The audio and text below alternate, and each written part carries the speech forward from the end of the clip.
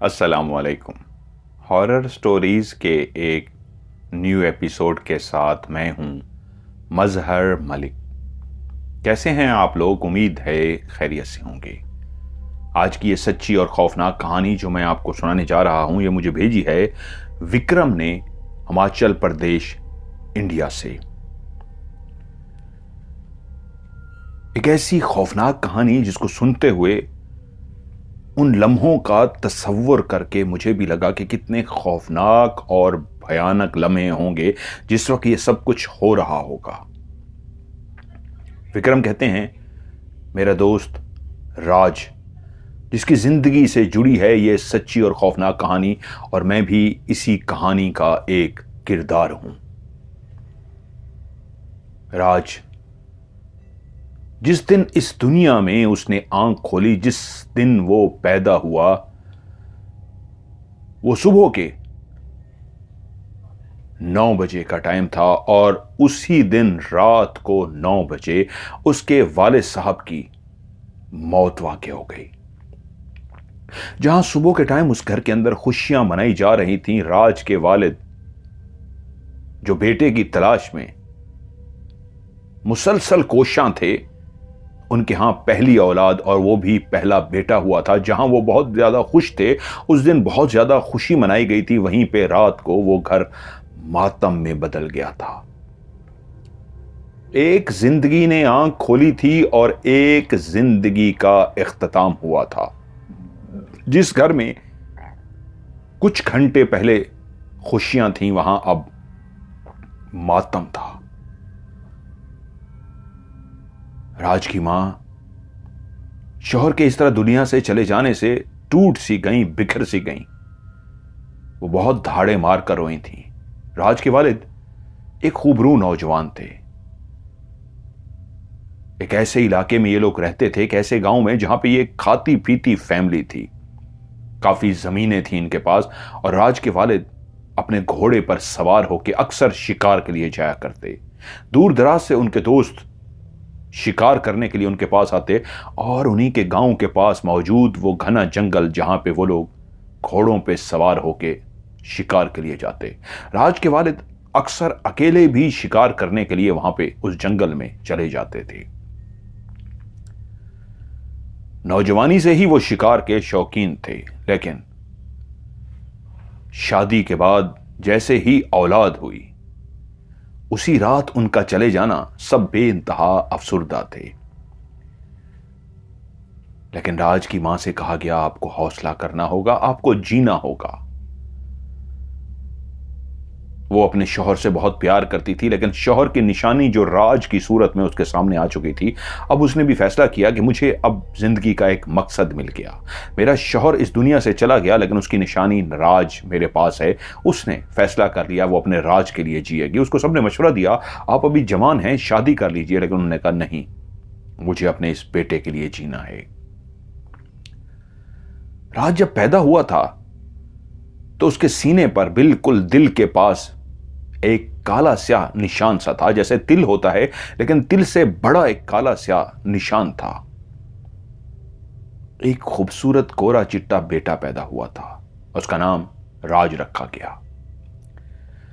उन दिनों में बच्चों को सुलाने के लिए जो चारपाइयां होती थी, वहीं पे कपड़े से एक झूला बनाया जाता, जिसको पंगूड़ा भी कहते हैं। वो झूला इस अंदाज में होता कि बच्चे को उसके अंदर लिटा दिया जाता, और जैसे ही उस कपड़े को जिसके अंदर बच्चा लेटा होता झूला दिया जाता, तो वो रोता हुआ बच्चा उस झूले लेने की वजह से थोड़ी ही देर में नींद की आगोश में चला जाता, और उसकी मां भी अक्सर अपने बेटे को उसी झूले में डाल देती। वो मासूम इस बात से बेखबर था, शायद जब वो बड़ा होता उसको बताया जाता उसके बाप के मरने की वजह क्या बनी थी। राज की मां ने जब फैसला किया था जीने का, तो सब घर वालों को हाथ जोड़ के कह दिया था, मेरे बेटे को कोई भी ना बताए कि इसका बाप कैसे मरा था। अब दिन गुजर रहे थे, मां को भी सुकून आ गया था। राज को हर वक्त गले से लगा के वो इस तरह सीने से लगा लेती कि मेरे शौहर की निशानी तो मेरे पास है, और जी भर के आंसू बहाती। लेकिन पहली दफा वहां उस घर में वो वाकया हुआ जब मां ने राज रो रहा था उसको उस झूले में लिटाया और खुद काम में मसरूफ हो गई। वो रो रहा था, वो पास बैठ के झूला देती रही। जब देखा बेटा सो गया है तो उसने झूला देना भी बंद कर दिया, जो थोड़ी ही देर के बाद रुक सा गया। वो काम काज में मसरूफ हो गई। कोई 2 घंटे के बाद फारिग हुई तो उसने सोचा मैं भी जाके उसी चारपाई पे कमर सीधी कर लूं। जैसे ही चलते हुए वो कमरे के अंदर दाखिल हुई है तो उसने देखा है दिन की रोशनी में कमरे में उसी झूले के बिल्कुल पास एक काला स्याह सांप फन फैलाए बैठा हुआ है और झूला आहिस्ता आहिस्ता हिल रहा है।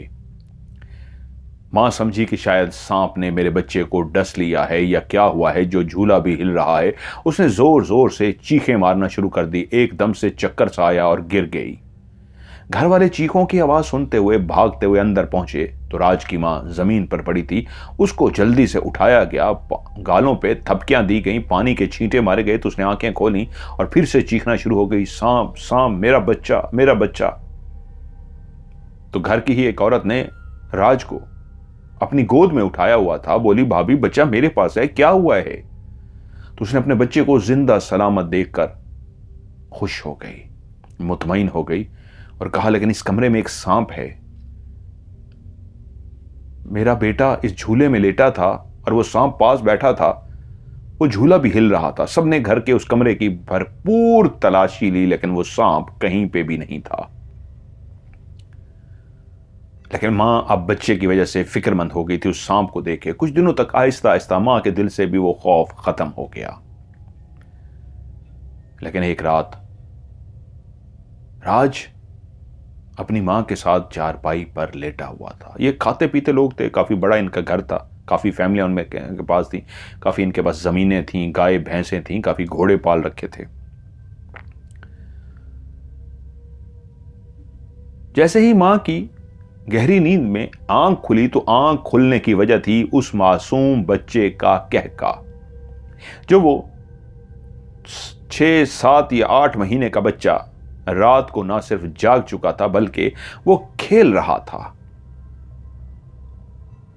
मां की जैसे ही आंख खुली उसने बेटे की तरफ देखा तो बेटा खेल रहा है, ऐसे जैसे उसके ऊपर कोई खड़ा हो और उसकी तरफ वो देख के अपने मासूम छोटे छोटे से हाथ भी उठा रहा था और हंसी जा रहा था जैसे कोई उसके साथ शरारतें कर रहा हो। मां जल्दी से डर गई, इधर उधर देखा कोई नहीं है, उसको सीने से लगा लिया।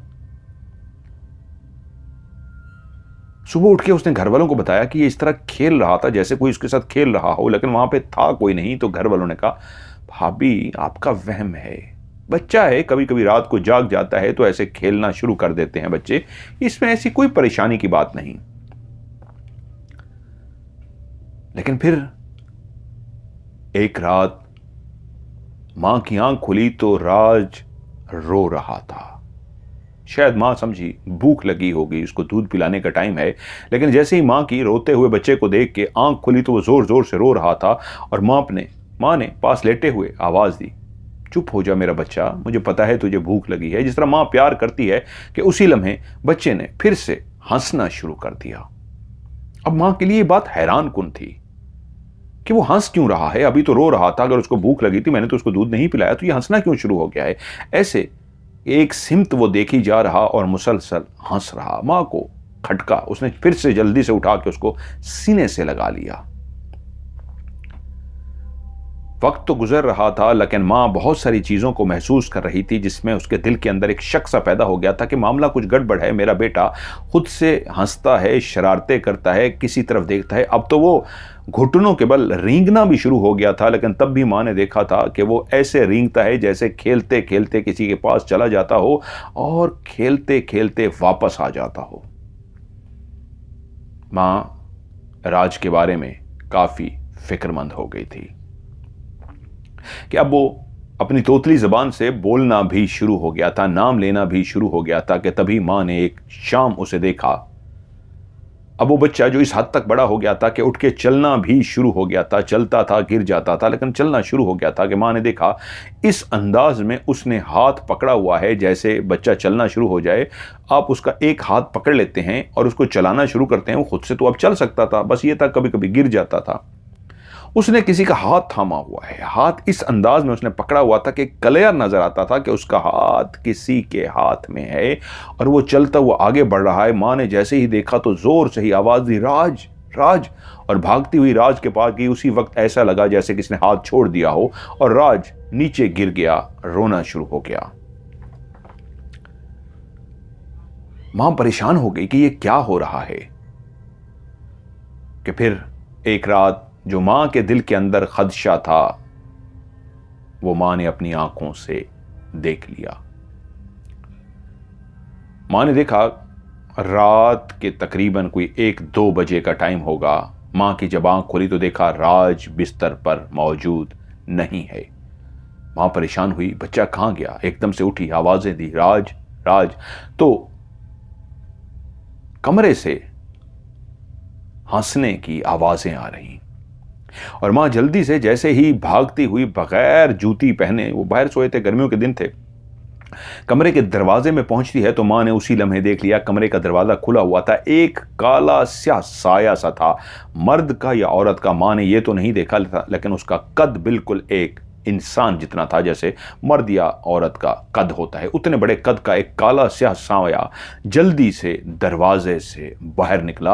अभी मां दरवाजे के अंदर दाखिल नहीं हुई थी, करीब ही पहुंची थी कि मां ने उस साये को बाहर निकलते देखा तो मां वहीं पे ठटक गई, रुक सी गई कि ये क्या था। वो इतनी तेजी से बाहर निकला था कि मां उसका वजूद तो ना देख सकी, उसकी शक्ल तो ना देख सकी, लेकिन इतना क्लियर हो गया एक काला स्या साया था। और मां जैसे ही ठटकी, रुकी उस साये को देख के, क्योंकि साया बाहर निकला था, तो राज जो अंदर था वो भी उस साये के पीछे पीछे बाहर निकला। उसने ये तक नहीं देखा मेरी सामने मां खड़ी है, बल्कि उस साये के पीछे ऐसे जाने लगा जैसे वो उसी के साथ खेल रहा था और उसी के पीछे जा रहा है। वो जल्दी से आगे बढ़ी और राज को उठा लिया, लेकिन राज मां के गोद में होने की वजह, मां ने उसको उठाया हुआ है, वो गोद में है, फिर भी वो उसी तरफ देख रहा है जहां वो साया गया था और मां इधर उधर देख रही है, कोई भी साया नहीं है। सुबह होते ही मां ने सब घर वालों का जो मैंने मंजर देखा है वो यकीनन मेरा वही एक डर है जो मुसलसल मैं देखती आ रही हूं, क्योंकि उसको याद था राज के वालिद की मौत जिस अंदाज में हुई थी, इसी वजह से वो परेशान थी कि मेरे बेटे को कुछ ना हो। कि तभी घर वालों ने कहा, आप परेशान ना हो भाभी, सब ने हौसला दिया कि कोई ऐसी बात नहीं है। मासूम बच्चे जब 5 साल तक होते हैं इस तरह उनको बहुत सारी चीजें नजर आती रहती हैं।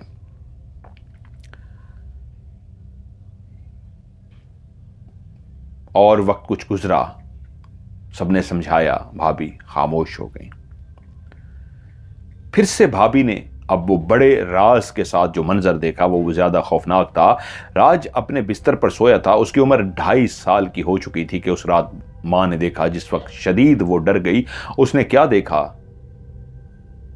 राज के बिल्कुल पास ही एक काला स्याह सांप, जिसका वजूद का आधा हिस्सा जो गोल गोल घूमता है, जिस तरह सांप कहीं बैठता है तो अपनी दुम को और पीछे वाले हिस्से को गोल गोल घुमा के, उसने वो अपना गोल गोल हिस्सा घुमा के उसके सीने पे रखा हुआ था। और वो हिस्सा जहां पे वो फन फैलाए बैठता है, वो फन फैलाकर साइड से उसकी तरफ बैठ के देख रहा था। वो इतना बड़ा था कि उसका काफी हिस्सा गोल घूमा हुआ उसके सीने पे रखा हुआ था और बाकी हिस्सा बिल्कुल साइड से फन फैलाए सोए हुए राज को देख रहा था।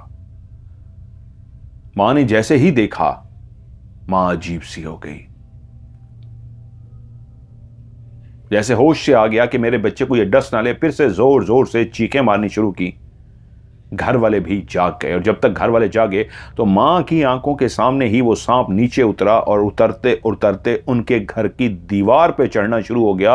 और मां शायद आज बेहोश नहीं हुई थी, सबकी तवज्जो दिलाई कि वो दीवार की तरफ देखो। और जब उन्होंने देखा दीवार के ऊपर एक बहुत बड़ा सांप दीवार क्रॉस कर रहा है तो घर के जो मर्द थे जल्दी से उठे, जो भी कुल्हाड़ी डंडा जो भी हाथ में आया उठाया, उस सांप के पीछे भागे। लेकिन सांप इतनी देर में दूसरी तरफ उतर चुका था और भागते हुए जब बाहर गए तो वो सांप गायब हो चुका था। अब सबको यकीन आ गया कि भाभी का डरना वहम नहीं है, हकीकत में कोई है, क्योंकि आज तो उन्होंने उस सांप को देख लिया। और जब पूछा क्या हुआ है तो उसने बताया कि वो इस तरह फन फैलाए बैठा था। घर के मर्दों ने कहा, हमें किसी ऐसे बाबे के पास जाना होगा जो हमें इसका हल बता सके। अगले दिन घर के बाहर एक फकीर ने सदा लगाई। उस दौर में घर में जो भी खाने पीने का सामान, गंदम, आटा, जो इस तरह फकीरों को दिया जाता था, उठाया गया, उस फकीर के पास गए।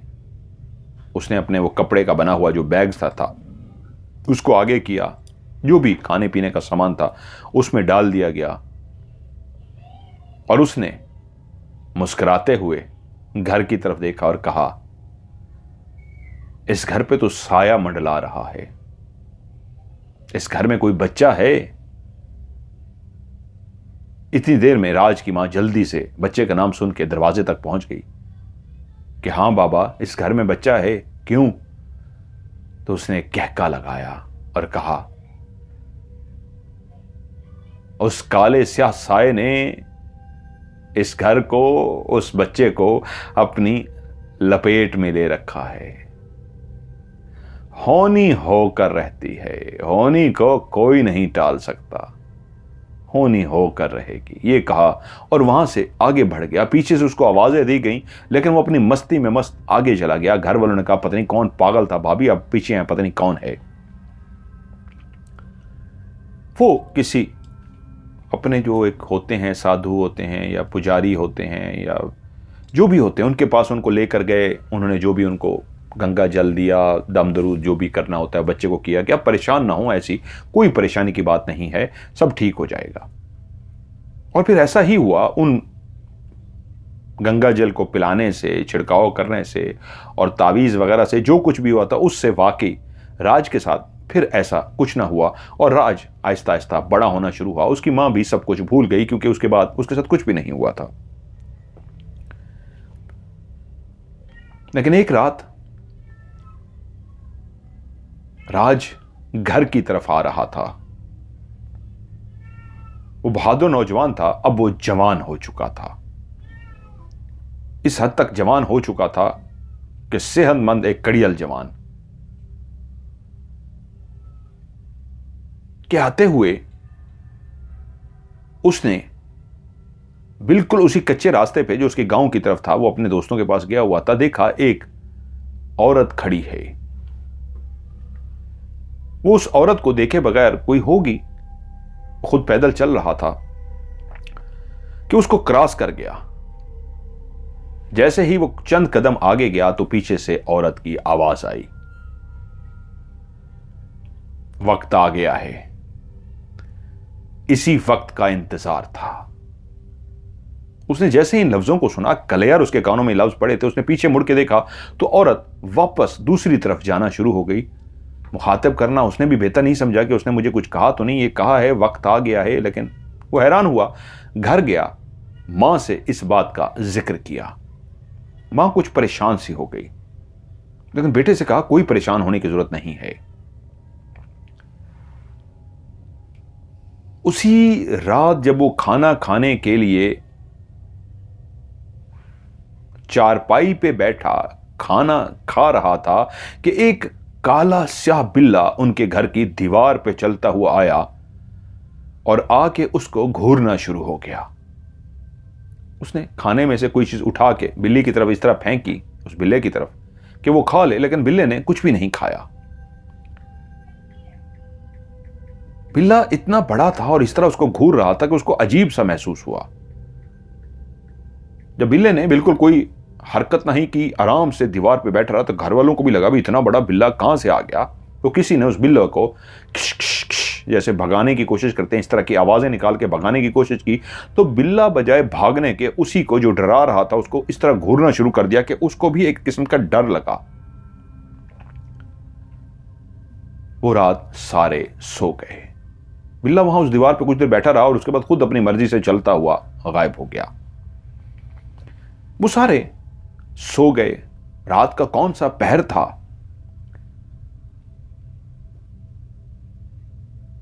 कि राज की आंख खुली तो उसके मुंह से एक जोरदार चीख निकल गई। उसकी चीख सुन के घर वाले भी एकदम से जाग गए और भागते हुए राज के पास पहुंचे तो वो कांप रहा था। वो डरने वाला नहीं, बहादुर लड़का था, लेकिन इस वक्त बेइंतहा घबराया हुआ था। उसके पास पहुंचे, उससे कहा, राज राज क्या हुआ है? तो उसने बताया कि एक काला स्याह बिल्ला मेरे सीने के इस काले निशान के ऊपर जो दिल के ऊपर बना हुआ है, इसको जुबान से चाट रहा था। मेरी जैसे ही आंख खुली मुझे ऐसा महसूस हुआ पहले ख्वाब में, जैसे मैं कोई ख्वाब देख रहा हूं। एक काला स्याह बिल्ला है और ख्वाब में मुझे नजर आया वो काला स्याह बिल्ला मेरे सीने के ऊपर बने हुए उस काले निशान को जो मेरे दिल के ऊपर बना हुआ है अपनी जुबान से चाट रहा है। मैं ख्वाब में सोच रहा हूं ये कैसा ख्वाब है, अजीबो गरीब सा भयानक सा ख्वाब है। और तभी मैंने फैसला किया मुझे इसको भगाना चाहिए और मैंने अपना हाथ उठाया उसको भगाने के लिए कि मेरा हाथ जैसे ही उस बिल्ले को टच हुआ तो मेरी आंख खुल गई, क्योंकि मैंने नींद में ही ख्वाब देखते हुए ही हाथ मारा था, लेकिन वो मेरा हाथ बाकायदा किसी चीज से टकराया था। और जब मेरी आंख खुली तो मैंने देखा मैंने वाकई बिल्ले को हाथ मारा और तभी मैंने देखा वो बिल्ला जो मैंने ख्वाब में देखा था उसी तरीके मेरे सीने के ऊपर उस काले निशान को अपनी जबान से चाट रहा है। मैंने जैसे ही ये देखा तो मेरे मुंह से जोरदार चीख निकल गई। उसके बाद मुझे नहीं पता वो बिल्ला कहां गया है। और उसी वक्त उसके मां से वो जुमला निकल गया परेशानी की हालत में, जो कितने दिनों से वो अपने दिल में दबाए हुई थी, ना चाहते हुए भी उसने कह दिया। मैं कहती थी ना इसकी बाप की मौत की भी वजह है। और उस फकीर ने भी कहा था उस बच्चे के सीने पे काला निशान है ना, तो तभी तो उसकी मां सुनते हुए आई थी और कहा था इसको पता न लगे। और मैं भागती हुई आ गई थी कि हाँ क्या हुआ है। तो उसने कहा था जो होनी है वो होकर रहनी है, होनी को कोई नहीं टाल सकता। मुझे डर लग रहा है, मेरी बेटी की जिंदगी खतरे में है, इसको कहीं लेकर चलो। वहीं उस गांव से दूर एक जगह पर एक ऐसा शख्स मौजूद था और जिसके बारे में लोगों का कहना यह था कि वो जंतर मंतर करता है, वो जादू करता है। लोग उसको अच्छा नहीं समझते थे, लेकिन किसी ने मशवरा दिया, लेकिन वो पहुंचा हुआ बहुत है, आपको उसके पास जाना चाहिए। राज अब जवान हो चुका था। उन्होंने कहा देखते हैं, लेकिन किसी ने कहा उसके पास ना जाना, वो एक काला जादू करने वाला शख्स है, वो अच्छा इंसान नहीं है। राज उस रात ट्रैक्टर पे उसने शाम को हल चलाकर दूर उसके घर से बनी हुई जो जमीनें थीं, काफी दूर तक जमीनें फैली होती हैं जिनका एक सिरा घर के हिस्से के साथ लगता है और दूसरा सिरा काफी दूर होता है, तो वो आखिरी वाले सिरे पे हल चलाते चलाते शाम हो गई।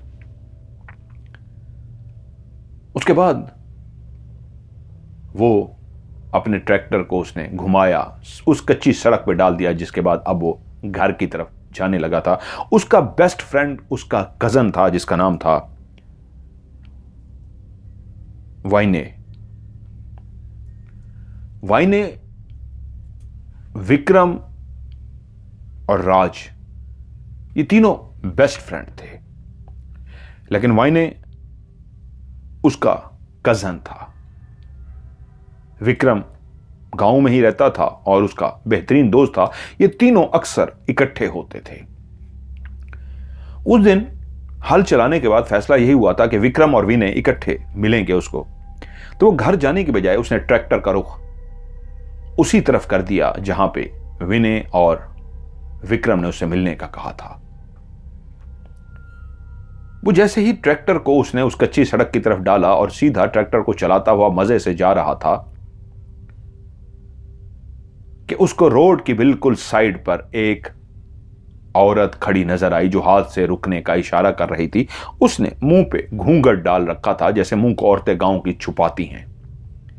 जब उसने रुकने का इशारा किया तो वो समझ गया औरत को शायद उसकी मदद की जरूरत है। उसने ट्रैक्टर को रोक दिया।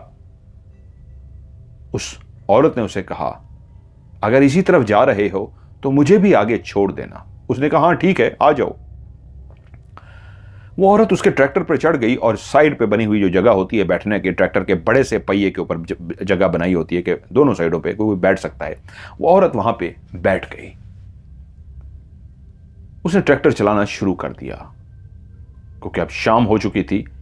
ट्रैक्टर की रोशनी रास्ता दिखा रही थी और उसका ट्रैक्टर आहिस्ता आहिस्ता आगे बढ़ रहा था कि पीछे बैठी हुई औरत ने जोर जोर से हंसना शुरू कर दिया, जैसे किसी को कोई बात याद आ जाती है और वो हंसता है। उसने औरत की तरफ एक दफा देखा और तवज्जो नहीं दी, किसी बात पे हंस रही होगी, आगे बढ़ना शुरू हो गया। थोड़ी देर के बाद फिर से औरत ने एक जोरदार कहका लगाया और हंसना शुरू हो गई। वो हैरान हुआ कि क्या हुआ है इसको, ये दूसरी दफा हंस रही है। खैर मुझसे बात तो नहीं कर रही, गांव की कोई औरत है, शर्म हया थी उसके अंदर, उसने खामोशी इख्तियार की। लेकिन एकदम से उसका ट्रैक्टर रुक सा गया इस अंदाज में जैसे स्टार्ट भी है ट्रैक्टर, लाइटें भी जल रही हैं, लेकिन वो आगे नहीं बढ़ पा रहा। वो ट्रैक्टर को जोर लगा रहा है लेकिन ट्रैक्टर हिलने का नाम नहीं ले रहा। वो परेशान हो गया, ट्रैक्टर आगे क्यों नहीं बढ़ रहा? क्या उसके वो जो हल होते हैं पीछे जिनसे हल चलाया जाता है वो फंस गए हैं? क्या हुआ है? अब पीछे तो अंधेरा था, लाइटें तो ट्रैक्टर के आगे लगी हुई थी। क्या हल कहीं नीचे गिर गया? उसने पीछे मुड़ के देखा, उसको अंधेरे में इतना नजर ना आया, काफी अंधेरा हो चुका था।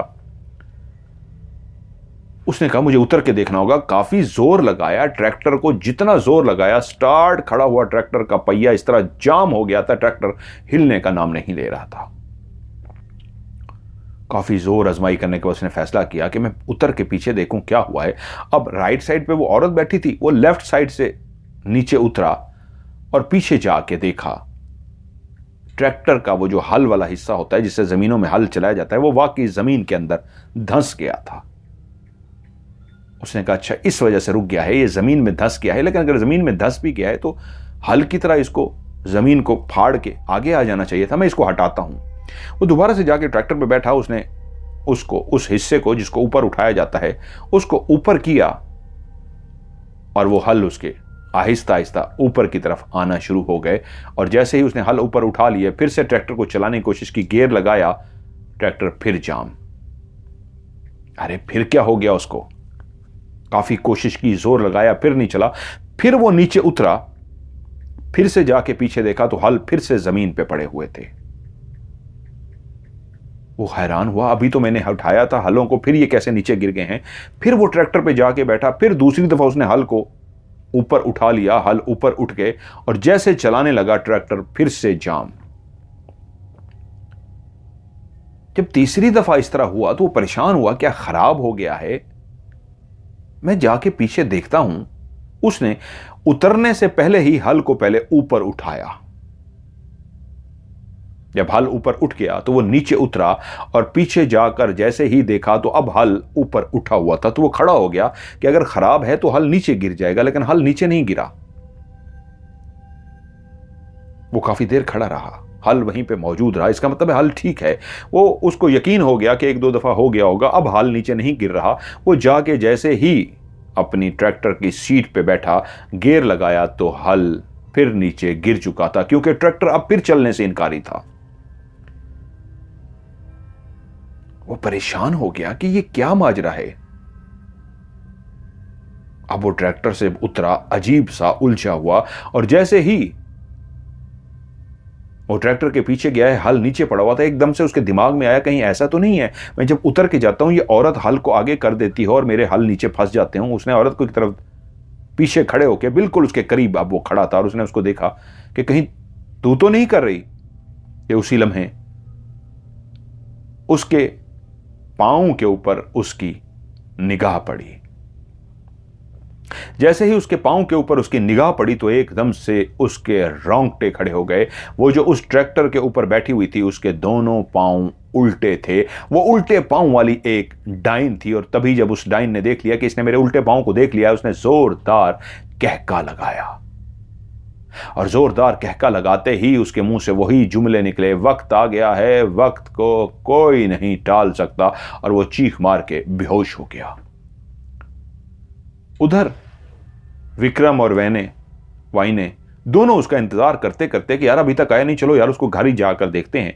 वो दोनों उसको ढूंढने के लिए उसी रास्ते से उसकी तरफ आना शुरू हो गए कि अभी तक क्या हल चला रहा है। उसने कहा था हल चला के मैं इधर आ जाऊंगा, चलो जमीन पे ही चलते हैं। जब वो आते हुए उसी रास्ते पे आए तो क्या देखते हैं, ट्रैक्टर स्टार्ट खड़ा हुआ है और राज जमीन पर बेहोश पड़ा हुआ है।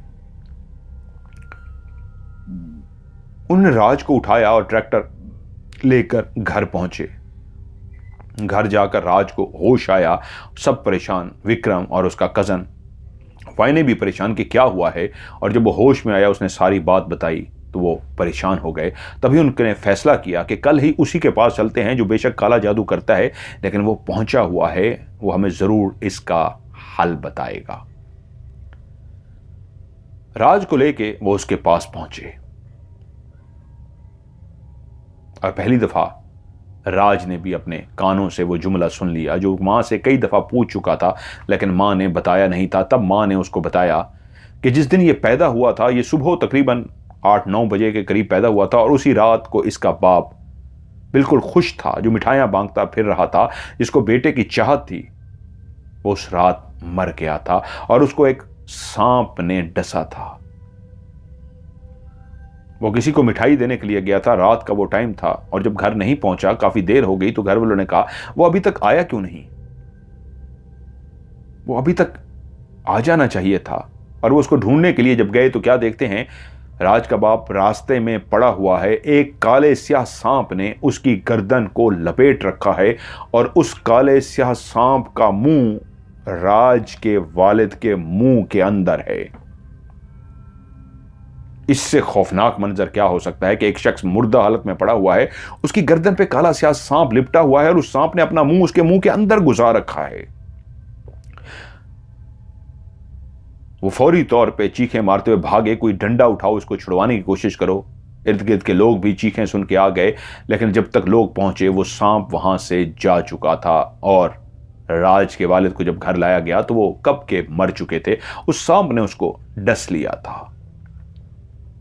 उस घर में कोहराम मच गया और उसके बाद मां ने बताना शुरू किया कि जब ये छोटा था तो किस तरह मैंने एक सांप को देखा था। सबने मुझे यही कहा, भाभी क्योंकि वो सांप वाला वाकया आपके शौहर के साथ हुआ था इसलिए आपका वहम है।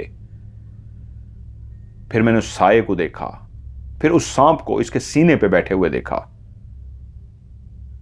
फिर वो बिल्ला उसके सीने पे उस काले स्याह निशान को चाट रहा था, और फिर उसको वो औरत का मिलना जो इसने मुझे बताया कि सिर्फ इसके कानों ने जुमला सुना था, ये पैदल आ रहा था, लेकिन वो कहती हुई चली गई, वक्त आ गया है, होनी को कोई नहीं टाल सकता, जो होना है वो हो के रहेगा। और अब इस डाइन का, चुड़ैल का मिलना मुझे कुछ समझ नहीं आ रही। उस शख्स ने कहा, तुम लोग कल मेरे पास आना, आज रात को मैं बैठ के अपनी पढ़ाई करूंगा और कल तुम्हें बता सकूंगा क्या माजरा है। अगले दिन जब ये राज समेत वहां पे पहुंचे तो उसने कहा, हां वक्त आ गया है,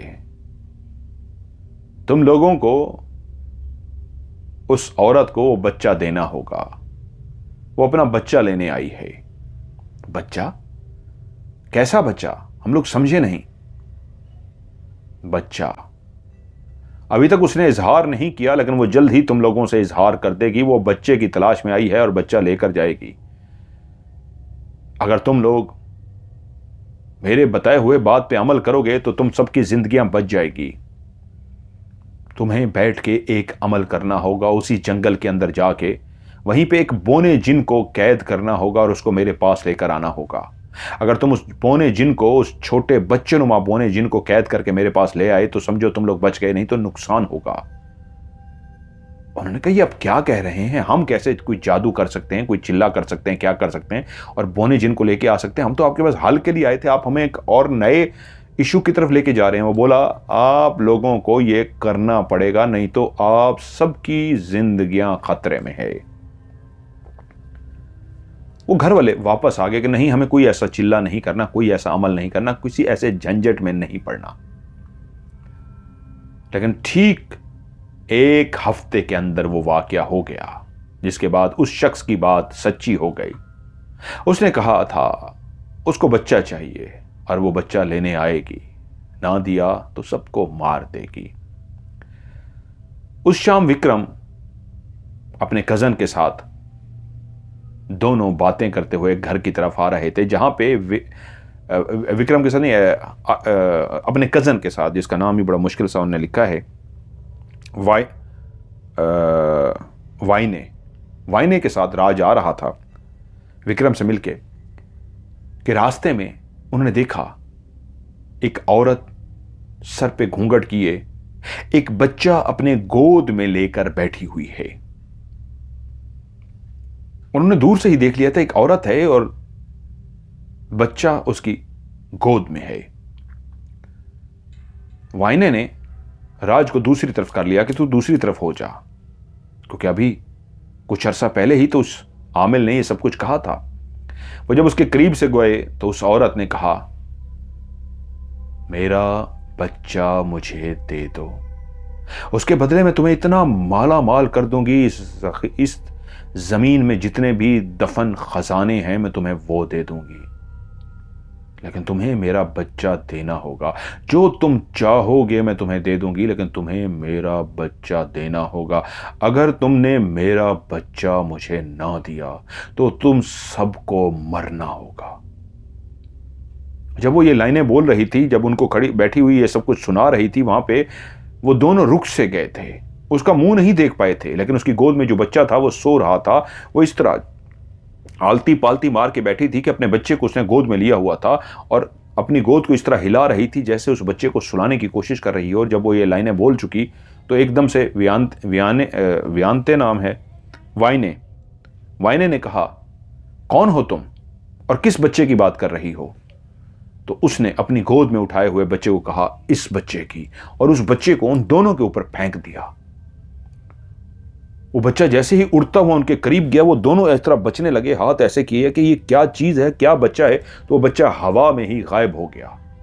और उसी वक्त जोर जोर से कहके लगाते हुए वो औरत उनकी आंखों के सामने गायब हो गई। वो दोनों दौड़ना शुरू हो गए, दौड़ते दौड़ते घर के करीब पहुंचे और ये वाकया घर वालों को बताया तो घर वाले परेशान हो गए। इसका मतलब है उस जो जादूगर ने कहा था वो सच है, वो आ गई है अपना बच्चा लेने के लिए, जिसका बच्चा ही हवा में गायब हो गया और उनकी आंखों के सामने वो कहके लगाते भी गायब हो गई है, तो हमें करना पड़ेगा। वाइने एक लालची तबीयत का इंसान था। वो हमेशा से यही कहता था, मुझे दौलत चाहिए, दौलत चाहिए। वो अच्छा खासा जमींदार घराने से था, लेकिन उसको और दौलत चाहिए थी। वाइने ने कहा, राज, कहीं ऐसा ना हो हम देर कर दें, हमारी जिंदगियों को खतरा हो जाए, तो हम ऐसा करते हैं उसी के पास चलते हैं। हमें अमल करने में क्या है, अगर वो हमें श्योरिटी देता है, पीछे उसका हाथ होता है, तो हम अमल कर लेंगे। विक्रम ने उसे कहा, तुम गलत कह रहे हो यार, ये हमें नहीं करना चाहिए। लेकिन वाइने बज़िद था। असल में तो उसके दिल में लालच आ चुका था, लेकिन वो कह यही रहा था, हम पैसे के लिए नहीं कर रहे, ठीक है हमें कुछ ना दे, लेकिन जिंदगियों को भी तो बचाना है, जिंदगियां खतरे में आ जाएंगी। आखिरकार दोस्तों में बहस होती होती कुछ दिन लग गए और उसके बाद ये लोग तीनों दोस्त वहीं उस शख्स के पास पहुंच गए। वाइने ने उसे कहा, आपने मेरे घर वालों को जो कहा था हम उस पर अमल करने को तैयार हैं, हमें क्या करना होगा? उसने कहा, राज को करना होगा। वाइने ने कहा, लेकिन वो अकेला नहीं जा सकता, मैं उसके साथ जाऊंगा और विक्रम भी हमारे साथ जाएगा। तो उसने दोनों को देखा और कहा, ठीक है तुम दोनों भी उसके साथ जा सकते हो, लेकिन गलती ना करना। और सारा अमल उनको समझा दिया और कहा, मैं तुम्हारे बेड के पीछे पढ़ूंगा, परेशान मत होना, मैं सब कुछ संभाल लूंगा। अभी वक्त नहीं आया बताने का, तुम्हें सब पता चल जाएगा, राज खुद ही सब कुछ जान जाएगा। लेकिन जाओ उस बोने जिन को कैद करके लाओ। क्या वो बोना जिन उसका बेटा है? वाइने ने पूछा। सवाल मत करो, कहा है ना उस बोने जिन को उसको कैद करके आओ। उसने एक मट्टी का बना हुआ बहुत बड़ा घड़ा दे दिया, मटका जो होता है पानी वाला, और कहा इसके अंदर उसको कैद करना और ये पढ़ते हुए कैद करना। वो धुआं सा बन के इसके अंदर कैद हो जाएगा, इसको ऊपर से ढक्कन से बंद करके इसको फिर बांध लेना, बाहर ना निकले, बस उसको मुझ तक ले आना। वाइने ये सब कुछ लालच में कर रहा था, लेकिन विक्रम को और राज को कायल इसलिए कर रहा था कि घर वालों की जिंदगियां खतरे में हैं, हमें हर सूरत में ऐसा करना है। विक्रम ने कहा, लेकिन कुछ भी हो घर वालों को यह बताना होगा। लेकिन उसने सख्ती से मना कर दिया था उस जादूगर ने कि आप लोगों ने घर वालों को नहीं बताना। जवान हो, बहादुर हो, हिम्मत वाले हो, घर वालों को बता के उनको क्यों परेशान करते हो? अपने घर वालों की जिंदगियां बचाओ, माला माल हो जाओगे, तुम्हारे घर वालों की जिंदगियां भी बच जाएंगी और इसके अलावा तुम लोग भी माला माल हो जाओगे। यूं उन्होंने फैसला किया और वो तीनों उसके बताए हुए चीजें खरीद कर जंगल की उस जगह पे पहुंच गए जहां उस जादूगर ने कहा था। जाते ही उन्होंने काफी लकड़ियां इकट्ठी की और एक गोल दायरे की शक्ल में लकड़ियों को रख दिया और उनको आग लगा दी। और उसके बाद वो अमल था जो तीनों ने बैठ के वहीं पे करना था, अपने हाथों में हाथ दे के वहीं पे बहुत ज्यादा वो लोग चिकन लेकर गए थे, भुना हुआ चिकन। मुर्गियों को भून कर पका कर लेके जाना था, वो पका कर लेकर गए थे। वो तीनों नौजवान थे, लेकिन उन्होंने जिंदगी में कोई ऐसा काम नहीं किया था। विक्रम इसलिए ये करने जा रहा था कि राज की माँ बाप बहन भाई सब जो जिनकी जिंदगियां खतरे में है, बहन भाई तो नहीं थे, राज की मतलब बाकी जो फैमिली थी, कजन वगैरह थे, वो बच जाएं। लेकिन वाई ने ये सब पैसे की लालच में कर रहा था। आग अपने सामने जलाए और इर्द गिर्द आग लगाए वो बैठे पढ़ना शुरू हो गए। जैसे ही उन्होंने पढ़ना शुरू किया, अभी थोड़ी ही देर गुजरी थी कि बहुत सारे भंवरे जो उड़ते हुए आते हैं, इतनी ज्यादा उनके ऊपर उड़ना शुरू हो गए। उन्होंने कहा पता नहीं ये क्या हुआ है, कहां से ये भंवरे आए हैं, लेकिन वो फिर भी अपना वो पढ़ते रहे जो पढ़ना था। पढ़ते हुए एक सफूफ सा उन्होंने उनके पास था, तीनों के पास, जिसको उन्हें सामने रखा हुआ था। वो उसकी चुटकी भरते, पढ़ते हुए सफूफ पे फूंकते और उस सफूफ को आग के अंदर डाल देते। जैसे ही वो आग के अंदर तीनों इकट्ठे डालना था, तीनों इकट्ठे उस सफूफ को डालते, कुछ ना कुछ बड़ा हो जाता। क्योंकि पहली दफा जब पढ़ते हुए उन्होंने सफूफ पे डाला तो ऊपर भंवरे से आ गए बहुत ज्यादा, जिन्होंने इतना ज्यादा ऊपर उनके उड़ना शुरू हो गए। वो हैरान हो गए इतनी ज्यादा भंवरे कहां से आए हैं। फिर वो पढ़ते रहे, पढ़ते पढ़ते फिर तीनों ने, अगर एक पढ़ लेता था तो वो इंतजार करता था दूसरा भी पढ़े, और जब तीसरा भी पढ़ लेता था तो तीनों ने इकट्ठे उठाना होता था। राज पढ़ चुका था, विक्रम अभी पढ़ रहा था, वाई ने भी पढ़ चुका था। वो दोनों इंतजार में थे कि ये भी पढ़ ले और हम तीनों सफूफ उठाएं।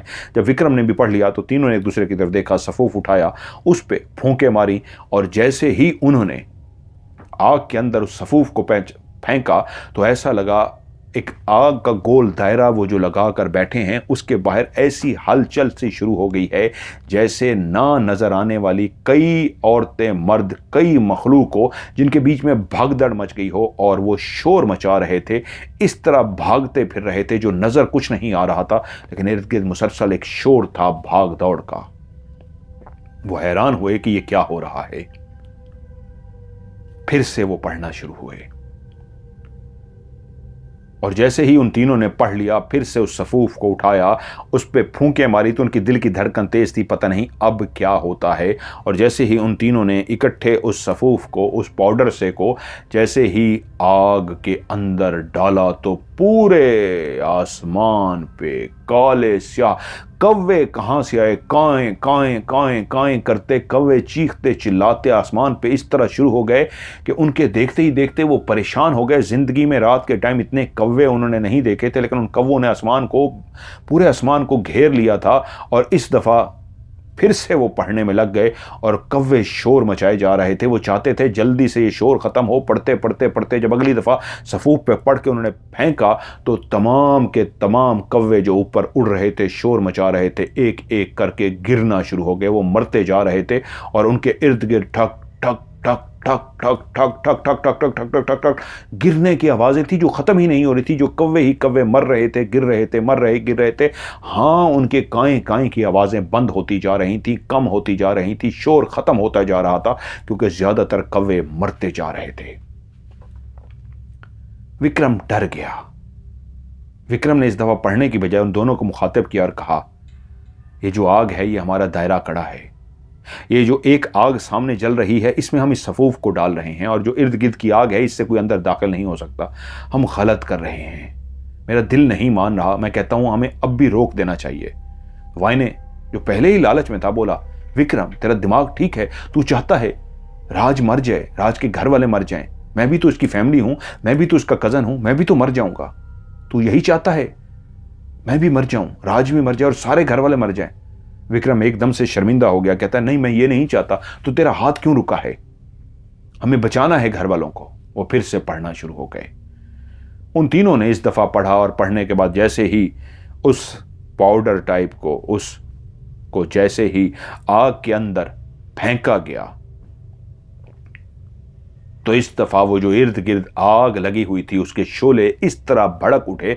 इर्द गिर्द वो दायरा कड़ा लगाने के लिए एक बड़ी सी आग जो लगाई हुई थी, वो इस तरह, पहले ही आग लगी हुई थी, जल रही थी वो लकड़ियां, इस दफा इतनी तेज आग भड़क उठी कि उसके शोले इतने ऊंचे हो गए जैसे एक इंसान के कद के बराबर ऊंचे ऊंचे शोले हो गए, और उसकी तपिश इतनी ज्यादा हो गई कि उनको लगा कि वो अगर इसी तरह बैठे रहे तो आग के शोलों की तपिश इतनी है वो इसके अंदर जलकर राख हो जाएंगे। और इतनी तपिश बढ़ गई, तीनों को लगा कि कुछ हो रहा है, हम जल जाएंगे। तो तीनों बोले जल्दी से पढ़ो, अगला पढ़ो और इसको अंदर फेंक दो। उन्होंने जल्दी से अगला पढ़ा। अब उनसे पढ़ा नहीं जा रहा था, आग की तपिश इतनी थी कि वो लगता था किसी लम्हे वो आग उनको अपनी लपेट में ले लेगी, लेकिन जैसे कैसे मुश्किलों से पसीने पसीने होके उनके हाथ पांव फूल रहे थे, कांप रहे थे। उनने जैसे कैसे पढ़ा और पढ़ने के बाद जैसे ही उनको ऊपर फूंक मारी और उसको आग के अंदर डाला तो आग वापस उसी तरह तो चली गई, लेकिन उस आग के इर्द गिर्द काले स्याह साए जिनके कद 10-10, 8-8 फुट, 10-10 फुट लंबे थे, वो काले स्याह, उनकी आंखें भी काली स्याह थी, वो इंतहाई खौफनाक से थे। उनके मुंह इतने अजीब व गरीब से थे कि आधा मुंह आगे की तरफ निकला हुआ था, उनका आधा मुंह पीछे की तरफ निकला हुआ था। ऐसे लगता था जैसे उनके दो मुंह हो। इंसान का सर गोल सा होता है, पीछे बैक होती है, आगे मुंह होता है। उनके मुंह इस तरह के थे कि आधा मुंह आगे की तरफ निकला हुआ था जैसे इंसान का गोल सा मुंह होता है, और उनका लंबा सा मुंह कह लीजिए, यानी कि कोई 2 फुट लंबा मुंह, 1.5 फुट आगे की तरफ, 1.5 फुट बैक पीछे की तरफ। लेकिन पीछे वाला हिस्सा भी ऐसे लगता था जैसे वो भी मुंह हो, अजीब व गरीब सा। गोल मुंह नहीं, लंबा मुंह, आगे की तरफ भी पीछे की तरफ भी अजीब व गरीब मुंह वाले वो गोल गोल उस आग के इर्द गिर्द घूमना शुरू हो गए। अब उनको याद था कि जब वो आ जाएंगे तो उसके बाद उनकी मलका आएगी। अब मलका आने वाली थी इस चिकन को खाने के लिए। वो फिर से पढ़ना शुरू हो गए और पढ़ते पढ़ते पढ़ते जब फिर से अब वो इर्द गिर्द घूम रहे थे खामोशी के साथ, लेकिन वो बहुत खौफनाक और भयानक थे।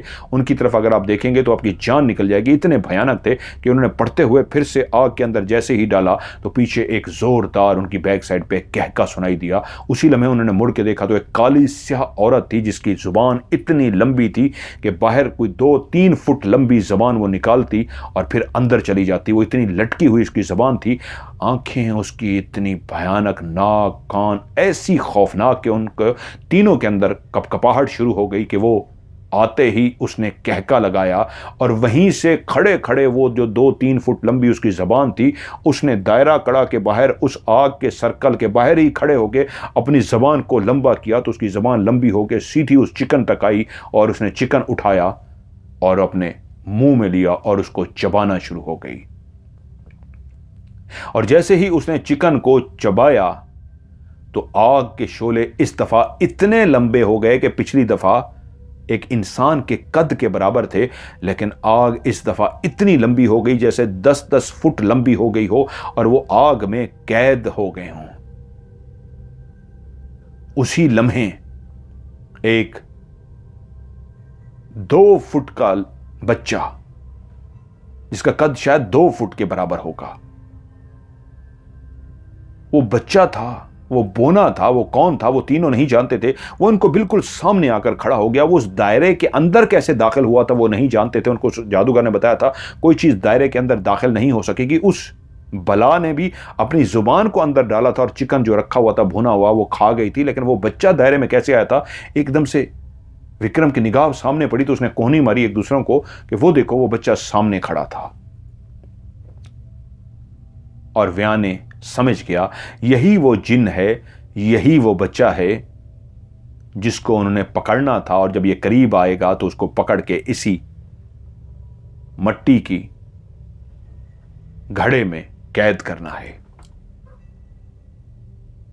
वो उसी वक्त फिर से पढ़ना शुरू हो गए। वो आखिरी लाइनें, वो आखिरी कलमात जो अब चेंज करके पढ़ने थे, अभी तक वो जो पढ़ रहे थे अब उससे चेंज पढ़ना था उसको पढ़ने के लिए। वायने को ऐसे लगा कि वो अपने मकसद में कामयाब हो गए हैं। अब वो आ गया है इतने खौफ, इतने डर के बावजूद, इतने पसीने के बावजूद कि वो आग के शोले जो 10 फुट लंबे हो गए थे, उनकी तपिश इतनी थी कि विक्रम का दम घुट रहा था, राज का दम घुट रहा था। वाइने ऐसा था जो उस जिन बच्चे को देख के ऐसा खुश हो गया था, क्योंकि वो इतना खौफनाक सा था, काला सा बोना सा बच्चा सा जो उनके सामने आके खड़ा हुआ था। विक्रम ने देख तो लिया था उस जिन को, लेकिन आग की तपिश अब इतनी बढ़ चुकी थी, लगता था आग वो बिल्कुल करीब आती जा रही है, क्योंकि उसकी तपिश बढ़ती जा रही थी। उस आग की वजह से विक्रम का भी सांस बंद होना शुरू हुआ और राज का भी सांस बंद होना शुरू हो गया था। उनसे पढ़ा नहीं जा रहा था, आग की तपिश की वजह से उनकी तबीयत खराब हो रही थी। लेकिन वाइने, जिसके अंदर लालच था, वो उसके चेहरे से टपक रहा था। तपिश तो आग की उसको भी झुलसा रही थी, उसका वजूद भी जलने के करीब था। इतनी तपिश में पागल तो वो भी था, लेकिन उस बच्चे को देख के उसको वो दौलत, वो खजाने नजर आ रहे थे जो कई दिनों से उसके ख्वाब देख रहा था। राज और विक्रम से पढ़ा नहीं जा रहा था, लेकिन जल्दी से उसी लम्हे वाइने ने अपना पढ़ा और ये देखे बगैर कि वो दोनों पढ़ नहीं सके, और आखिरी वो लाइनें जो पढ़नी थी चेंज करके, वो पढ़ने के बाद तीनों ने फेंकना था और उसको पकड़ना था। वाइने ने जल्दी से अपना पढ़ा और पढ़ने के बाद फूंक मारी और उसको आग के अंदर डाल दिया। वो भूल गया था कि तीनों ने इकट्ठे डालना था। और जैसे ही उसने पढ़ते पढ़ते पढ़ते उस पाउडर्स को फूंक मारी, तो वो चलता हुआ छोटा बोना सा बिल्कुल करीब पहुंच गया। और जैसे ही करीब पहुंच गया तो उसने जैसे ही आग के अंदर उसको डाला और आगे लपक के उसको पकड़ना था, तो उसी लम्हे वो छोटा सा बच्चा जो असल में एक बोना जिन था, उसी लम्हे उसने जोरदार कहका लगाया और एक जोरदार हाथ मारा। दूर से खड़े हुए जो करीब आ रहा था, ये समझा कि बिल्कुल ये करीब आने रहा, इससे पहले मैं जल्दी से फेंक दूं। इसने आग में तो फेंक दिया, लेकिन अब वो दरमियान में ही रुक गया और उसने वहीं पे अपने हाथ को आगे बढ़ाया और उसका छोटा सा वो हाथ आगे आया और इतनी जोर से उसने थप्पड़ मारा, वो थप्पड़ वाइने को लगा और वाइने उड़ता हुआ, आग से गुजरता हुआ बाहर जाके गिर गया। और उसी लम्हे वो जो आग थी एकदम से बुझ गई। वो जो काले स्याह बाहर खड़े थे, वो जो औरत सी आई थी, अजीब व गरीब थी, जिसकी जुबान बहुत लंबी थी, जिसने चिकन खाया था, वो सब कुछ ऐसे गायब हो गया जैसे था ही कुछ नहीं। और वाइने उड़ता हुआ दूर जा गिरा और उसको वाइने को इस तरह उड़ता हुआ देख के राज और विक्रम दोनों परेशान हो गए। वो दायरा करना तोड़ना नहीं चाहते थे, लेकिन सब कुछ खामोशी हो चुकी थी, इसलिए वो एकदम से उठे और भागे वाइने के पास, जो गिरा और बेहोश हो गया था। इतने जोर से उसको थप्पड़ लगा था। उन्होंने भी दायरा कड़ा तोड़ दिया और उसके बाद उसको होश में लाने की कोशिश करते रहे। मुश्किलों से जैसे कैसे वो होश में आ गया। उसके बाद राज और विक्रम ने उससे कहा, क्या तू भूल गया था हमने इकट्ठे फेंकना था? तूने जल्दबाजी की और अकेला कर दिया, जिसकी वजह से सब कुछ खत्म हो गया। हम उसके करीब थे। एक दो दिन वो घर पे ही रहे और उसके बाद वो डरे हुए थे और उनको कहा, अभी उस जादूगर के पास भी नहीं जाना, खामोश रहो। ये तीसरी रात थी कि राज के घर का दरवाजा बजा। घर वाले परेशान हो गए कि रात के इस टाइम कौन आया है बाहर। उठ के दरवाजे के पास गए। जैसे ही दरवाजे को खोला, बाहर एक काला बिल्ला खड़ा था और जैसे ही दरवाजा खुला वो चला गया। उन्होंने कहा, पता नहीं बिल्ला था, कोई बाहर बंदा कोई नहीं था। अगली रात फिर से दरवाजा खोला गया। तीसरी रात दरवाजा खोला गया, बाहर कोई नहीं होता था। घर वाले परेशान हो गए कि चौथी रात राज ने कहा, रुको मैं जाता हूं। मां ने कहा, बेटा तुम मत जाओ, लेकिन राज फिर भी चला गया। जैसे ही राज ने दरवाजा खोला, बाहर एक ऐसी औरत खड़ी थी जिसके गोद में एक बच्चा था। उस औरत का सर कुचला हुआ था, जैसे किसी ने उसके सर को कुचल कर रख दिया हो, और उसके हाथ में एक बच्चा था। और औरत आते ही, जिससे ही दरवाजा खुला, तो एकदम से बोली, मुझे मेरा बच्चा चाहिए। अगर मुझे मेरा बच्चा ना मिला, मैं तेरे सारे घर वालों को मार दूंगी। मुझे मेरा बच्चा चाहिए। और धड़म से दरवाजा खुद ही बंद हो गया। राज अंदर वाली साइड पे खड़ा था, वो बाहर वाली साइड पे खड़ी थी। उस औरत की आवाज को किसी ने भी नहीं सुना था, उस औरत को किसी ने भी नहीं देखा था सिवाय राज के। राज थर थर कांप रहा था। घर वाले उसके पास आ गए कि देखा ना, कोई भी नहीं है। उन्होंने फिर से दरवाजा खोल के देखा, राज वहीं पे खड़ा हुआ था। उन्होंने फिर से दरवाजा खोला, बाहर देखा, भाई कोई भी नहीं था। राज से बोले, देखा कोई भी नहीं है, तुम ऐसे ही जिद कर रहे थे, पता नहीं कौन है ये। राज जलता हुआ बिस्तर पर लेट गया, लेकिन वो परेशान हो गया था। वो जुमला जो उसने कहा था उसके कानों में गूंज रहा था कि तूने अमल अधूरा किया है, मुझे मेरा बच्चा चाहिए, वक्त आ गया है, मुझे मेरा बच्चा दे दो, नहीं तो मैं सबको मार डालूंगी। अगले ही दिन उसने ये बात विक्रम और वाइने को कही। वाइने बहुत डर चुका था।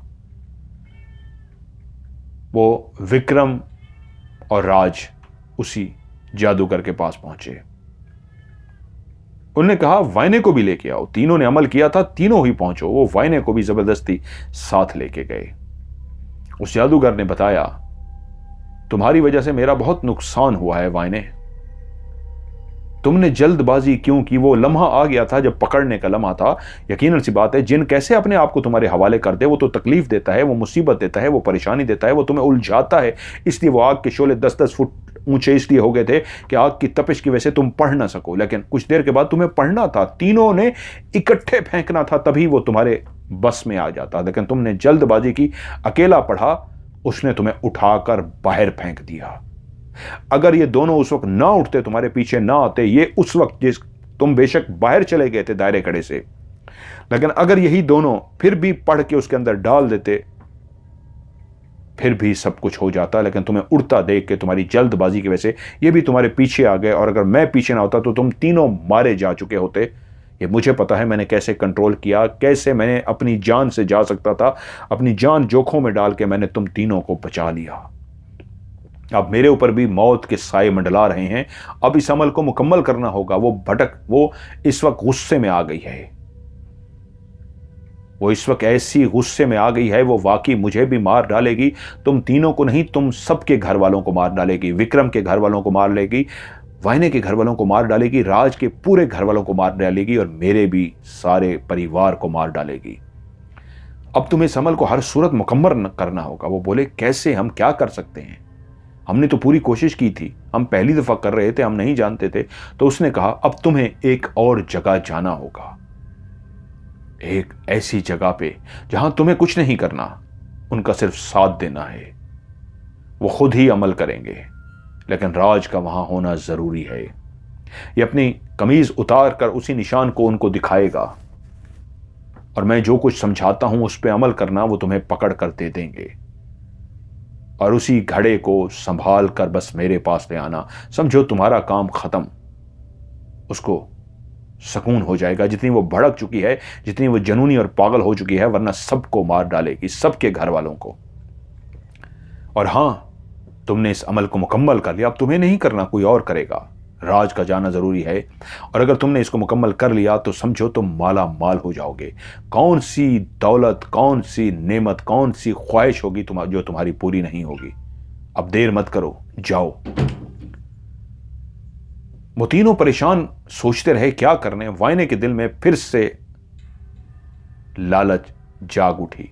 उस जादूगर ने यह देख लिया था वाइने के दिल में लालच है, और उसने उसको मजीद लालच दे दी थी। उन दोनों को बाहर भेज के वाइने को इतना लालच दे दी थी कि मायने तैयार हो गया और उन दोनों को भी तैयार कर लिया।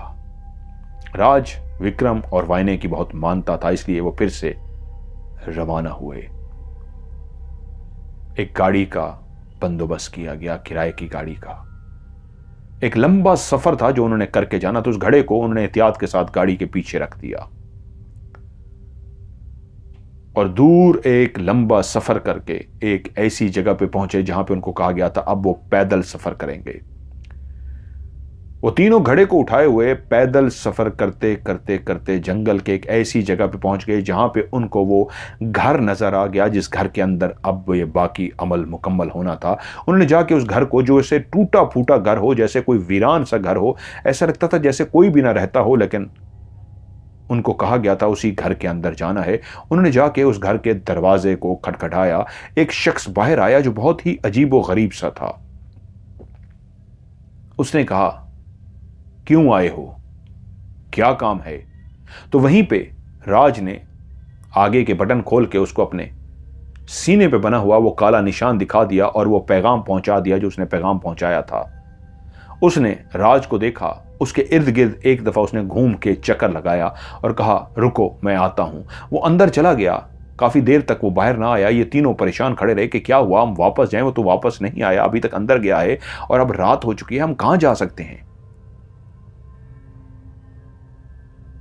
थोड़ी देर के बाद वो वापस आया और बोला, बैठ जाओ। वो उनको लेके गया एक कमरे के अंदर जहां पे सब कुछ टूटा फूटा सा था, वीरान सा कमरा जिसकी दीवारें भी टूटी हुई थी। ऐसा लगता था जैसे कई सालों से यहां पे कोई आबाद ही ना हो, बस ये कमरा सा हो। लेकिन वहीं पे उनको जमीन पर बिठा दिया गया। वो शख्स फिर से अंदर चला गया। वो घड़ा उनसे ले लिया गया। थोड़ी देर के बाद उन तीनों को कहा, अंदर आ जाओ। वो फिर उनको अंदर ले गया। ये घर का सहन था, सामने वाली बैठक थी या क्या थी, असल में तो वो भी टूट फूट का शिकार थी। जब वो सहन में गए तो एक आग जल रही थी। उस आग के इर्द गिर्द 5-6 उसी तरह की अजीबो गरीब से लोग खड़े थे। वो आग की पूजा कर रहे थे। वो गोल गोल आग के इर्द गिर्द घूम रहे थे। वो तीनों उनको देख के हैरान रह गए। वो बहुत ही अजीब व गरीब से थे। एक शख्स जो उनको लेकर गया था वही सिर्फ उनसे बात कर रहा था, बाकी किसी ने उनकी तरफ देखा भी नहीं था। उन्होंने आग के इर्द गिर्द गोल गोल घूमना शुरू कर दिया। कुछ वो अजीब व गरीब सा पढ़ रहे थे।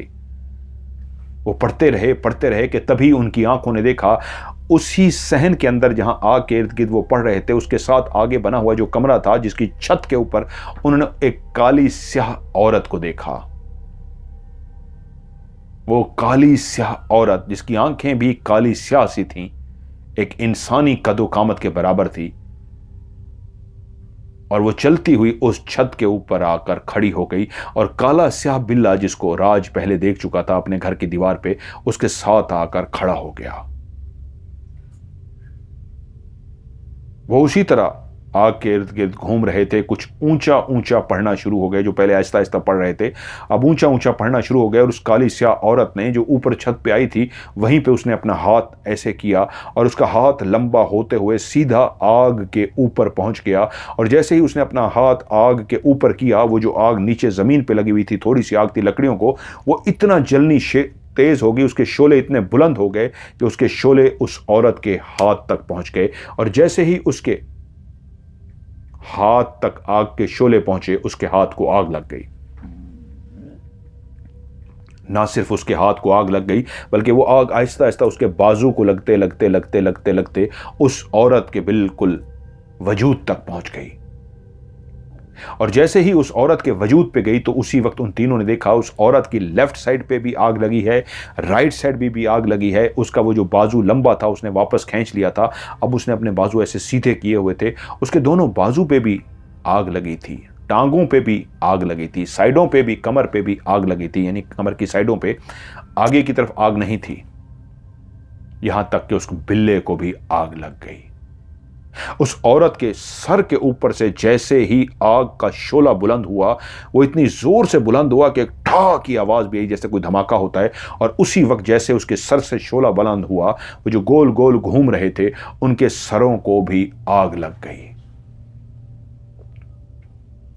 उनके सरों को जैसे ही आग लग गई तो वो दौड़ना शुरू हो गया। आग की तपिश की वजह से उस आग के इर्द गिर्द ऐसे जोर जोर से दौड़ना शुरू हो गए। अब उनके मुंह से चीखें निकल रही थीं। वो पता नहीं क्या पढ़ रहे थे, वो दौड़ते जा रहे थे, कुछ पढ़ते जा रहे थे, चीखें भी मारते जा रहे थे कि उसी लम्हे उस औरत की दूसरी तरफ, एक तरफ बिल्ला खड़ा है, उसको आग लगी हुई है, औरत को आग लगी हुई है, औरत की टांगों की दूसरी तरफ वही छोटा सा बच्चा जिसको उन्होंने देखा था, जिसको आखिरी लम्हे उन्होंने पकड़ना था और उस वक्त वाइने जज्बाती हो गया था और उसने अकेला कर दिया था। वही बच्चा सामने आकर खड़ा हुआ। जब वो चलता हुआ आया तो पहले ही उसके वजूद को आग लगी हुई थी। अब वो लोग गोल गोल दौड़ रहे थे, चीखें मार रहे थे, उनके सरों पे आग लगी हुई थी कि तभी वो शख्स जिसने दरवाजा खोला था, उनको अंदर लेकर गया था, वो एकदम उस दायरे में से निकला और जैसे ही दायरे से निकला तो वो भागता हुआ उस औरत के बिल्कुल सामने जाके सजदे में गिर गया, जैसे उसको सजदा कर रहा हो। बाकी जितने भी लोग थे एकदम से भागते भागते आग के अंदर गिर गए और उनके वजूदों को आग लग गई। खौफनाक भयानक मंजर था उस रात की तारीकी में, जहां एक औरत सामने खड़ी है एक छत के ऊपर जिसके वजूद के कुछ हिस्सों को आग लगी है, बिल्ला साथ खड़ा है उसको आग लगी है, एक बच्चा खड़ा है उसके पूरे वजूद को आग लगी हुई है। औरत के बाजू, टांगों और साइडों पे आग लगी है, सर पे आग लगी है, मुंह नहीं उसका जल रहा, खौफनाक भयानक मुंह वाली। और एक शख्स उसके सामने सजदा रेस है और बाकी जो गोल गोल घूम रहे थे वो आग के अंदर गिर गए हैं, उनके पूरे वजूद को आग लग रही है। देखते ही देखते उनके वजूद वहीं आग में जलकर खत्म हो गए। और उस औरत ने जिसके बाजू को आग लगी हुई थी, उसने अपना हाथ ऐसे बढ़ाया और उस आग लगे हुए बच्चे को जो उसके साथ खड़ा था उसने पकड़ा और उठाकर हाथ अपना नीचे किया और उसका हाथ लंबा होते हुए नीचे पहुंच गया। जैसे ही उसका हाथ नीचे पहुंचा, वो जो सजदे में गिरा हुआ था उसने अपना सर ऊपर उठाया और उसने उस बच्चे को आराम से थाम लिया, जैसे कोई बच्चे को पकड़ता है। 1.5-2 फुट का वो बच्चा था, बिल्कुल कमजोर सा। और उसने उस बच्चे को उठा के वो जो साइड पे वही घड़ा रखा हुआ था उस घड़े के करीब लेकर गया, उस घड़े के ऊपर पढ़ लिया और कुछ पढ़ना शुरू कर दिया। उसने उस बच्चे को घड़े के ऊपर पकड़ा हुआ था, उसकी आंखें बंद थी, वो कुछ पढ़ता जा रहा था यहां तक कि बच्चे के आज़ा टूट टूट कर घड़े के अंदर गिरने शुरू हो गए। उसके पहले पांव दोनों छोटे से टूटे जिनको आग लगी हुई थी। जैसे उसने उसको नीचे पकड़ा था उसकी आग बुझ गई थी। अब उसने बगैर आग वाले उस बच्चे को पकड़ा हुआ था और उसके दोनों पांव टूटकर अंदर जा गिरे, साथ ही उसके दोनों हाथ टूटे। वो कुछ पढ़ता जा रहा था, उसके हाथ उसके अंदर जा गिरे। फिर उसकी टांगें, घुटने, पेट, सीना, गर्दन, यहां तक कि आखिरी उसकी गर्दन उसके हाथ में थी। जैसे ही उसकी गर्दन उसके हाथ में थी वो कुछ पढ़ रहा था, उसने उसकी गर्दन को बंद करना शुरू कर दिया, मुट्ठी को बंद करता जा रहा था। उसकी गर्दन उसकी मुट्ठी के अंदर बंद होती जा रही थी, उसकी मुट्ठी के अंदर बंद होती जा रही थी, यहां तक कि मुट्ठी बंद हो गई। जब बिल्कुल मुट्ठी बंद हो गई तो उसने फिर इस तरह हाथ कर लिए जैसे कोई ताली बजाता है, यानी उसका सर जो उसके बिल्कुल हाथों में था मुट्ठी बंद करने से खत्म होके उसकी हाथों में इतना पतला हो गया था कि उसने दोनों हाथ ताली बजाने वाले अंदाज में किए हुए थे और उसका सर शायद फिर भी उसके अंदर था या गायब हो गया था, वो तो नहीं जानते थे। लेकिन उसी वक्त जब उसने वो ताली बजाने वाले अंदाज के हाथों को खोला तो काली स्याह मट्टी धुएं की तरह उस घड़े के अंदर चली गई। और जैसे ही घड़े के अंदर चली गई तो ऊपर खड़ी हुई उसी औरत ने फिर से अपना हाथ आगे किया और एक ढक्कन उसी घड़े का उठा के उस घड़े के ऊपर रख दिया और वो शख्स फिर से सजदे में चला गया।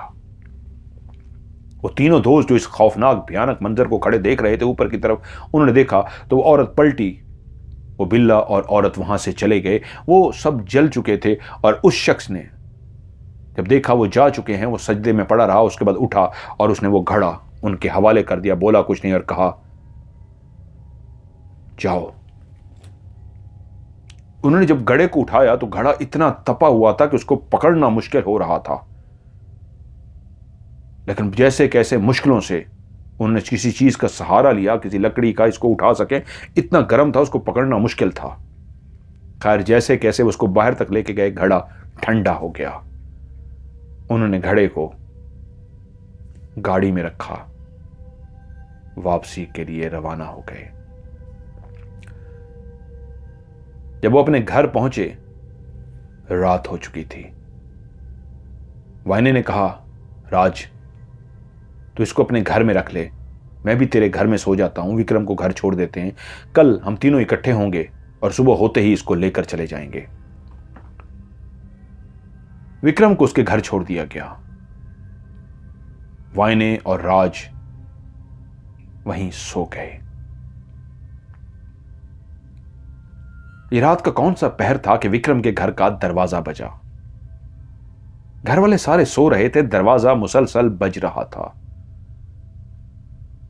विक्रम को लगा कोई उठ क्यों नहीं रहा, कोई तो दरवाजा खोलने जाए। लेकिन जब कोई नहीं गया तो विक्रम ने कहा मुझे जाना होगा।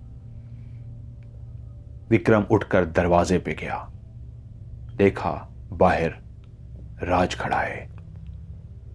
वो परेशान हो गया कि राज तुम यहां इस वक्त? वो बोला, हां, तुमसे बस आखिरी दफा मिलने आया हूं और तुमसे कुछ कहने आया हूं। आज रात अपने घर से बाहर मत निकलना। आज कयामत की रात है। आज बहुत खौफनाक रात है। राज, क्या हुआ है तुम्हें? सब ठीक है ना? तुम इस वक्त क्या कर रहे हो? ये कैसी बातें कर रहे हो? राज अजीब अंदाज में था, जैसे कोई मदहोश सा होता है, जैसे कोई अजीब कैफियत में होता है। तब राज ने कहा, मेरे बाप ने उसके बच्चे को छीना था। किसके बच्चे को?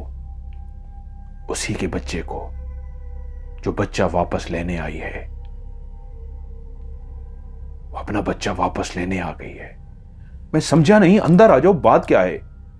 राज जैसे एक मुजस्मा सा था और मुसलसल बोले जा रहा था। वो अंदर आने के बजाय बोला,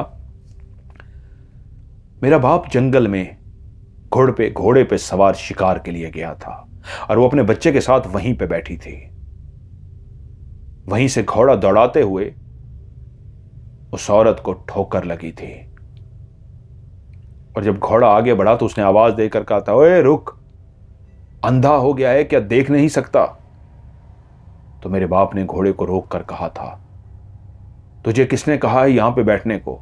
तो वो बोली, तेरे बाप की जगह है, कोई भी बैठ सकता है, जंगल है। तो बोला, तू जानती नहीं मैं कौन हूं? मैं यहां शिकार खेलने के लिए आता हूं। मेरे रास्ते में कभी ना बैठी और मुझे दोबारा पीछे से आवाज कभी ना दें। मुझे कोई पीछे से आवाज दे तो मुझे बड़ा बुरा लगता है और आइंदा कभी जब देख ले मेरे घोड़े आ रहे हो तो आगे कभी ना आई। तो बोली, क्या कर लेगा तू?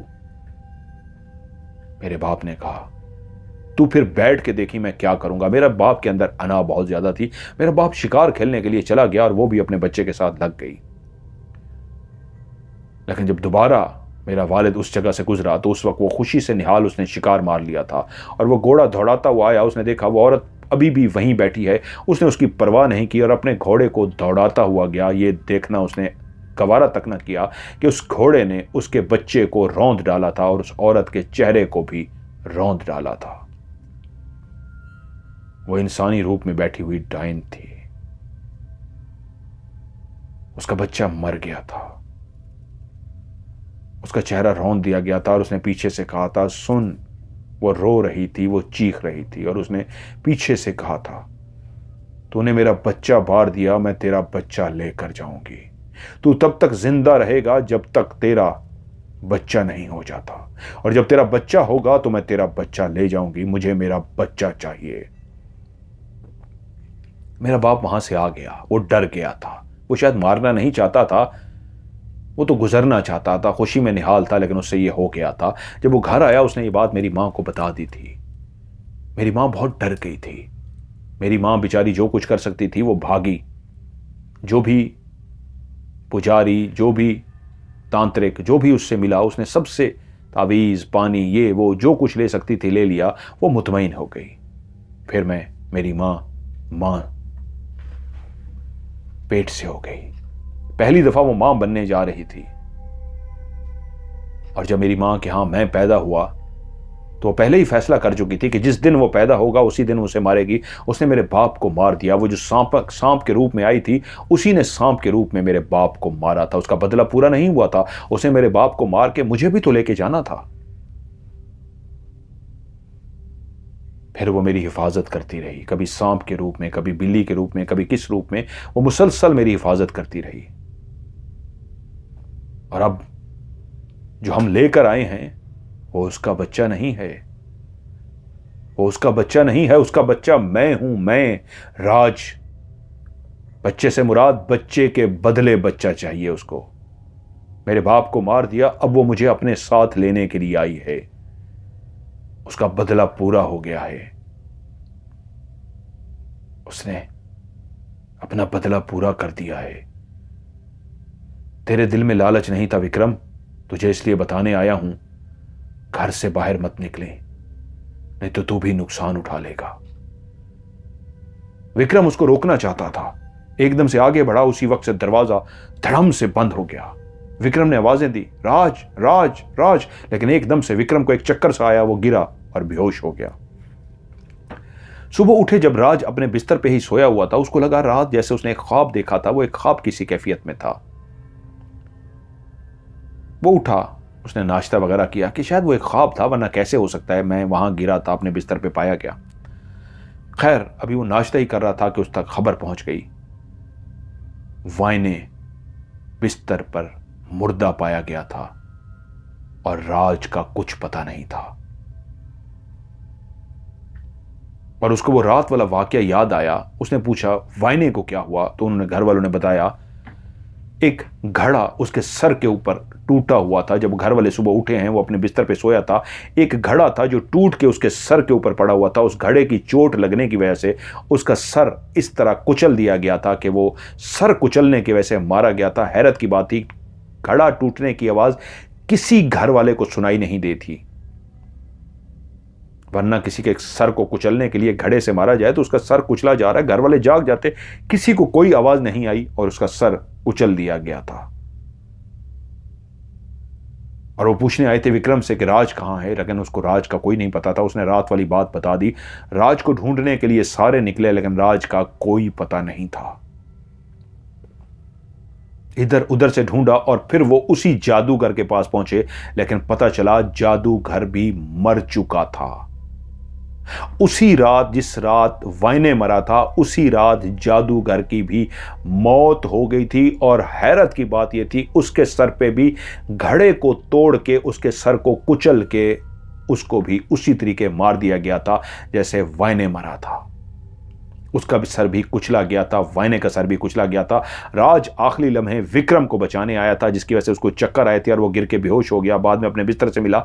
अगर वो कहीं बाहर निकल जाता तो वो भी मारा जाता, क्योंकि उसने उसको आखिरी जुमला कहा था, घर से बाहर मत निकलना वरना वो तुम्हें भी मार देगी। वो मुझे लेने आई है, बच्चे के बदले बच्चा चाहिए उसे। अब मैं जवान हो गया हूं, वो मुझे अपने साथ लेने के लिए आई है। तभी तो विक्रम आगे बढ़ा था उसको संभालने के लिए कि दरवाजा खुद ब खुद बंद हो गया था। राज ने बंद नहीं किया था, लेकिन उसके बाद उसको चक्कर आना, गिरना, चारपाई पे उसको कुछ समझ ना आया। राज को बेइंतहा ढूंढा गया, लेकिन राज का कोई पता न लगा। उस गांव के अंदर एक उस जादूगर की मौत थी, जहां पे उसके अपने चेले वगैरह उसके अंतिम संस्कार करने में लगे हुए थे। वहां पे वाइने, जिसके बारे में राज कह के गया था कि उसको अपना इंतकाम की आग में इसलिए जलना पड़ा है कि वो लालच लेकर गया था, उसके लालच ने उसको डबो दिया। वाइने का अंतिम संस्कार हुआ, लेकिन राज की तलाश जारी थी, लेकिन राज ना मिला। जितना ढूंढा गया राज ना मिला। इन लोगों को सारी कहानी जब गांव वालों को बताई और ये लोग गाड़ी लेकर उस जगह पे पहुंचे जहां पे वो आखिरी सारा मंजर हुआ था, तो वहां पे एक सिवाय खंडर के कोई निशान भी नहीं था, कोई आग नहीं जलाई गई थी। लेकिन जैसा उन्होंने मंजर कहा था बिल्कुल वैसा मंजर था। वैसे टूटी फूटी इमारत, सहन, घर, यहां बैठे थे, लेकिन जो आखिरी लम्हा उनके सामने लोग जल के एक आग में गिरे थे, वहां पे कोई आग नहीं लगी हुई थी। ऐसे लगता ही नहीं था यहां पे कोई आग है, लेकिन हां वो वहां पे आए थे। और फिर उन्होंने उस जगह को भी बताया जिस जंगल में जाके उन्होंने अमल किया था।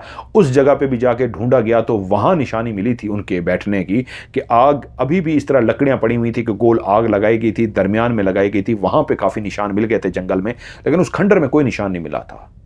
लेकिन फिर राज का कभी पता ही ना चल सका, राज कहां गया। काफी अरसे तक राज को ढूंढा गया, लेकिन राज का कोई पता ना चला।